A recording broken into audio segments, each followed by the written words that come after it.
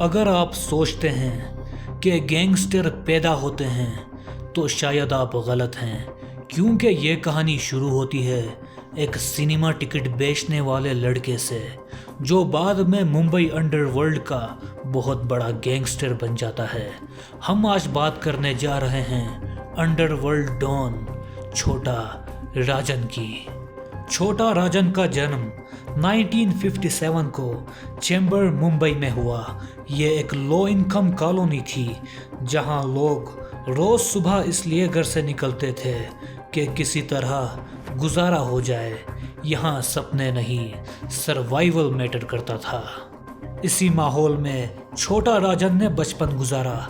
बचपन से ही उसने सीख लिया था कि अगर जिंदा रहना है तो स्ट्रॉन्ग बनना पड़ेगा। गरीबी, प्रेशर और डेली स्ट्रगल ने उसके दिमाग में एक सर्वाइवल माइंडसेट पैदा कर दिया। उसके लिए हर दिन एक नया चैलेंज होता था।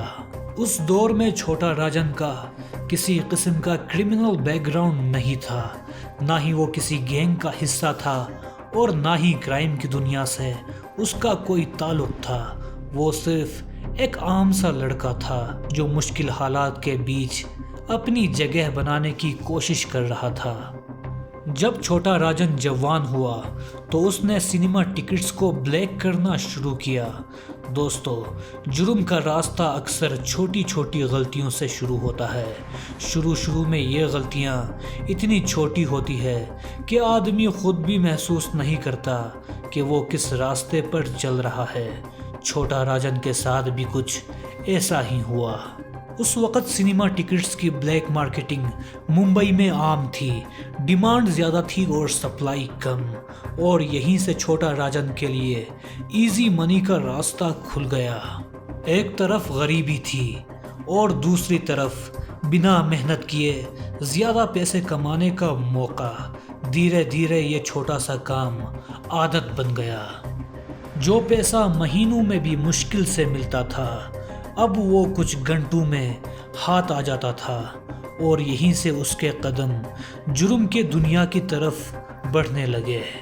इसी सिलसिले में उसकी मुलाकात हुई बड़ा राजन से, एक ऐसा नाम जो मुंबई अंडरवर्ल्ड में पहले ही पहचाना जाता था। बड़ा राजन ने राजन को सिर्फ पैसा कमाना नहीं सिखाया, बल्कि अंडरवर्ल्ड के कवानीन, पावर का इस्तेमाल और सर्वाइवल के तरीके भी बताए। धीरे धीरे वो समझने लगा कि इस दुनिया में सिर्फ हिम्मत नहीं, रूल्स भी फॉलो करने पड़ते हैं। दोस्तों, मुंबई अंडरवर्ल्ड में एक रात ऐसी भी आई जिसने सब कुछ बदल दिया।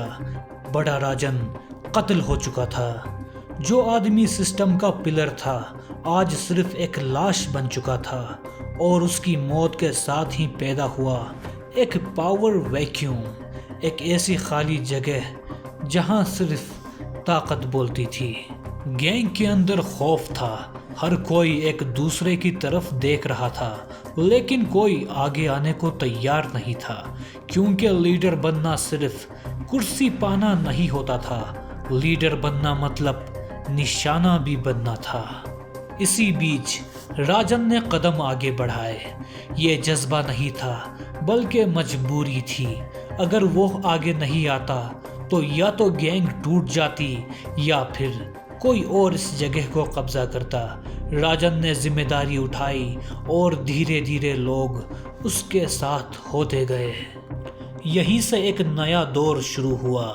बड़ा राजन के बाद जो नाम उभर कर सामने आया वो सिर्फ राजन नहीं रहा, वो बन चुका था छोटा राजन। ये नाम सिर्फ उसकी पहचान नहीं थी, ये एक सिग्नल था, सिग्नल कि अब गेम के रूल्स बदलने वाले हैं। इस दौर में छोटा राजन ने दाऊद इब्राहिम और अरुण गौली के साथ काम शुरू किया।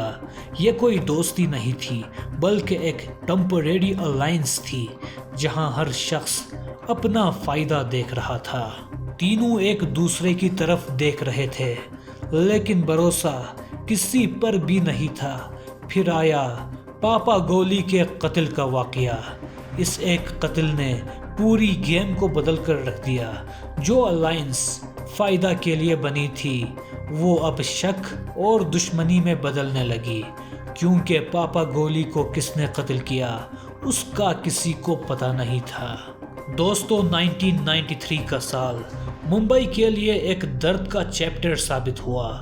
1993 मुंबई ब्लास्ट ने शहर को हिलाकर रख दिया और मुंबई अंडरवर्ल्ड अपना बैलेंस परमानेंटली खो चुका था। छोटा राजन और दाऊद इब्राहिम के दरमियान जो टेम्परेरी अलायंस थी वो इस ब्लास्ट के बाद पूरी तरह से टूट गई। इस ब्लास्ट की वजह हमेशा कंट्रोवर्शियल रही।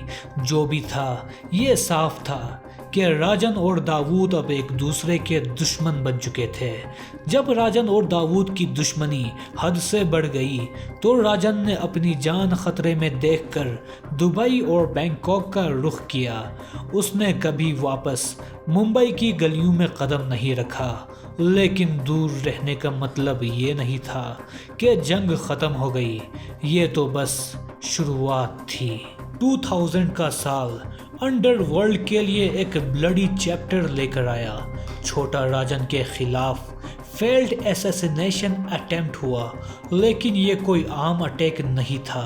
अटैक का प्लान इतना क्लेवर था कि राजन को लगा कि वो सिर्फ एक पिज़्ज़ा डिलीवरी का रूटीन है, लेकिन जैसे ही वो घर पहुंचा उसकी वाइफ और एक हिटमैन ब्रूटली मार दिए गए। राजन ने अपनी जिंदगी बचाने के लिए रूफ के जरिए एस्केप किया और उसी वक्त उसका दाऊद से रिवेंज मूड शुरू हुआ। राजन ने इस वाक़ये के बाद एक एनिमीज को टारगेट करना शुरू किया। विनोद शेट्टी, सुनील सांस और फिर शरद को 2003 में दुबई में एलिमिनेट कर दिया। यह कत्ल सिर्फ बदला नहीं था, बल्कि यह दाऊद एम्पायर के लिए इकोनॉमिक अर्थक्वेक था। राजन ने अपनी टैक्टिकल सोच और रथलेस एक्शन से अंडरवर्ल्ड की पावर बैलेंस को हिलाकर रख दिया। दोस्तों, वक्त का चक्कर और कानून का प्रेशर हमेशा पीछे रहता है। 27 साल के बाद इंटरपोल और सीबीआई ने मिलकर राजन को इंडोनेशिया के बाली एयरपोर्ट से अरेस्ट किया।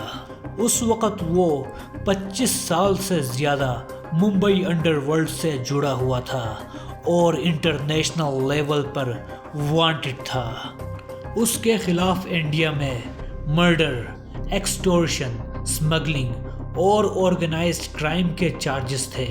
उसके अरेस्ट के बाद इंडिया ने फॉर्मल एक्स्ट्राडिशन की रिक्वेस्ट की और राजन को इंडिया लाकर मुंबई पुलिस की कस्टडी में रखा गया। और अब छोटा राजन तिहाड़ जेल में कैद है, जहां से इस अंडरवर्ल्ड का चैप्टर ऑफिशियली बंद हो गया। ये था छोटा राजन का अल्टीमेट राइज, ब्लडी पावर और आखिरी गिरफ्तारी का सफर। एक कहानी जो मुंबई अंडरवर्ल्ड और ग्लोबल क्राइम हिस्ट्री में हमेशा याद रहेगी।